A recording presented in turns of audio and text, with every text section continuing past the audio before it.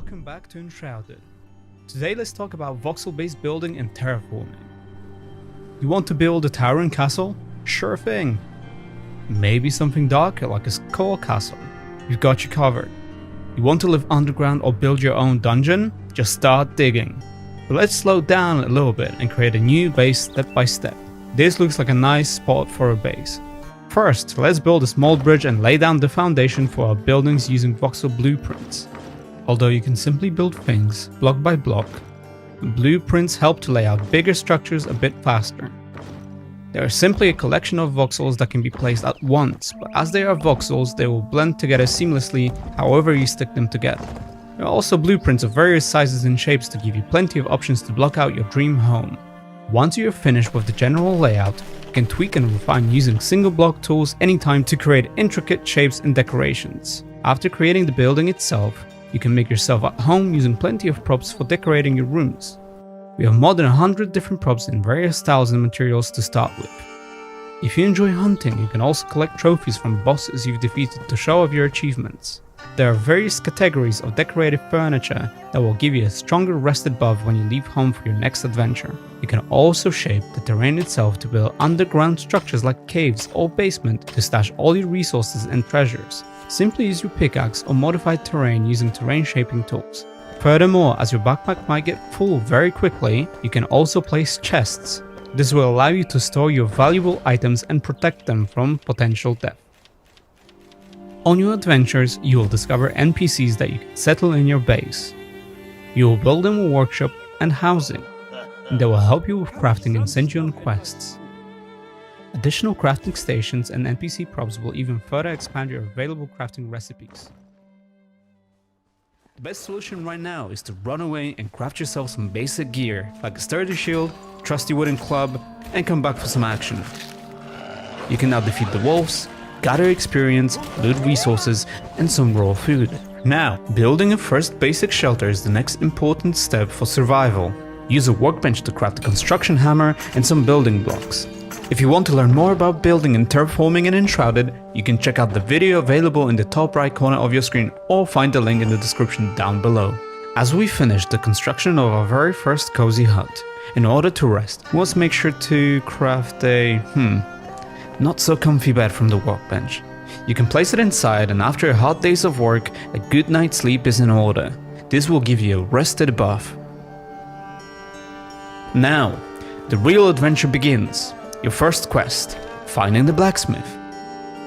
There is a bridge that would get us to the vault where we might find the blacksmith, but unfortunately it's been destroyed, so we need to go through the vault in order to reach the other side. The Shroud has engulfed all of the world and we only have limited time to survive within it until we die, so we have to resurface quickly enough before our time runs out. The remaining time can be seen on the new HUD element below our compass. As you are in the Shroud, keep an eye on the timer. Your protection against the fog won't last forever. Find the hourglass capsules to extend your exploration time and discover secrets hidden within the Shroud. As we approach our quest location, stealth is your ally when approaching enemy camps. You may take a different approach at first, but remember, one of the best ways is to sneak around, avoid detection, and surprise your enemies with an attack from behind for extra damage. You have conquered your opponents, gathered loot, and gained experience. Our next step is to unlock the secrets of the ancient vault. And as a reward, we will be able to set the blacksmith free to join our ranks. We can now teleport back to our cozy home by using the map and fast travel. After we teleport, it would be the perfect time to expand our house and make sure we have enough space for our NPCs and crafting stations. Now, we have to make sure to give blacksmith a sheltered spot. By giving a roof over your blacksmith's head, you will be able to unlock more crafting recipes. Now, let's upgrade the armor. One of the very first armors that you will be able to unlock is the very fashionable fur armor. Let's go into the woods for some hunting. Hunting becomes an exhilarating challenge, and nothing screams adventure like wielding a bow. Sneak up on those speedy animals and aim for the head for the critical shots. As you kill the wildlife, you will be able to collect necessary resources, such as animal fur, raw food, and bones. Now, we need to find or craft a campfire to unleash our culinary skills and cook up a feast of delicious foods.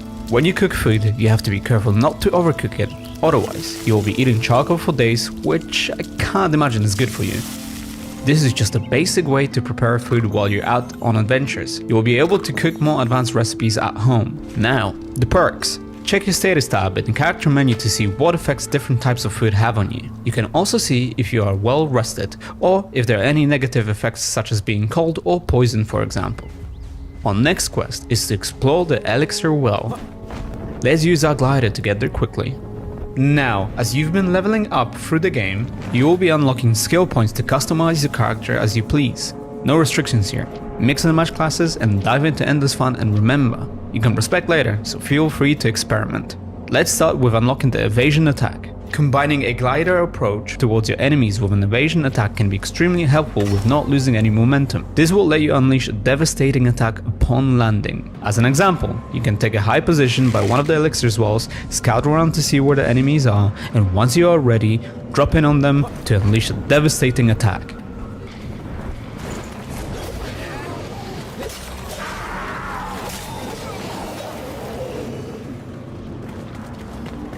On the approach of the well entrance, those mysterious return beacons are your saving grace. Replenish your time in the Shroud and revive next to one if the worst happens. Let's climb down and explore the depths of the Elixir Well.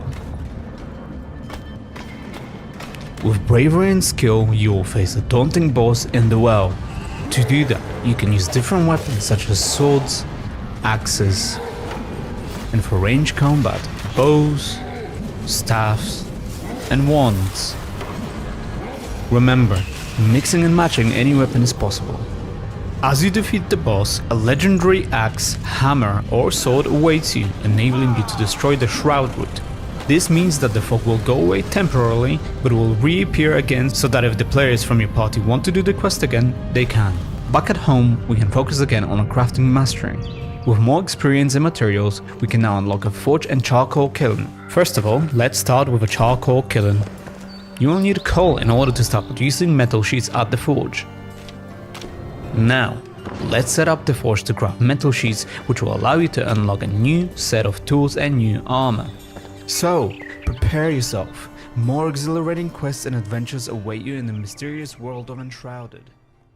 Enshrouded allows the players to lock onto enemies in order to focus their attacks and movement on specific opponents. As the enemy attacks, you can block their action with or without a shield. Blocking an attack costs stamina, and once depleted, attacks cannot be blocked anymore. With the right timing, you can also parry enemy attacks. A successful parry will block incoming attacks but also heavily drain the enemy's stamina. This leads us to the merciless attack, a powerful finisher that can only be used when an enemy's stamina has been depleted. Once the attack becomes available, it can deal a devastating blow to your enemy. In Enshrouded, you will have a variety of powerful weapons to choose from.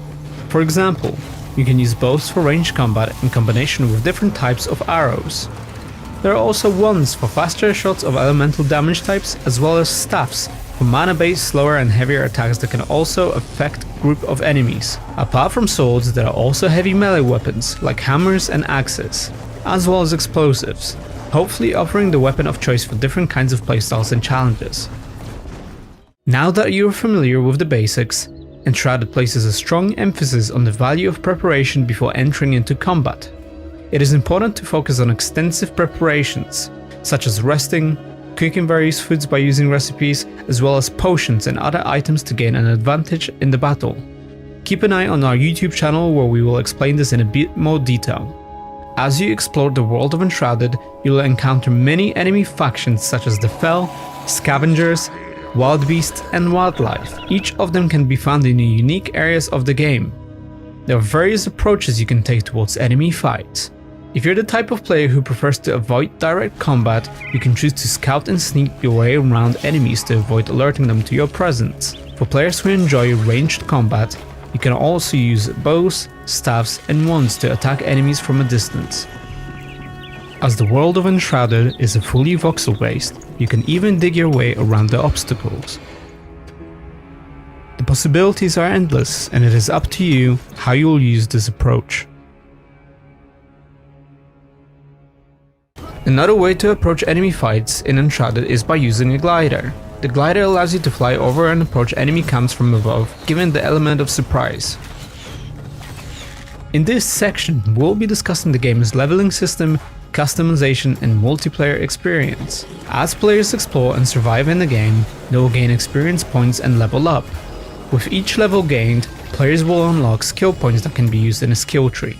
For example, there are active abilities such as double jump, sneak attack, and blink, but there are also passive skills that improve your abilities or automatically trigger under certain conditions. All of the skills and players' class directions can be mixed in any way possible, which allows for a variety of different builds. In the world of Enshrouded, crafting basic weapons can be done at the blacksmith and other NPCs, but legendary weapons and armors can only be found through world exploration. Higher rarity weapons have additional perks that can be unlocked through upgrading. Apart from a single player, the game also allows players to play with up to 16 players on a dedicated server in a co-op environment. Playing together with others will allow each player to have a specific role in a team when exploring for resources, armors, weapons, and fighting together. Players can also heal and buff their party members or revive them if they fall to the enemy, enhancing the co-op experience.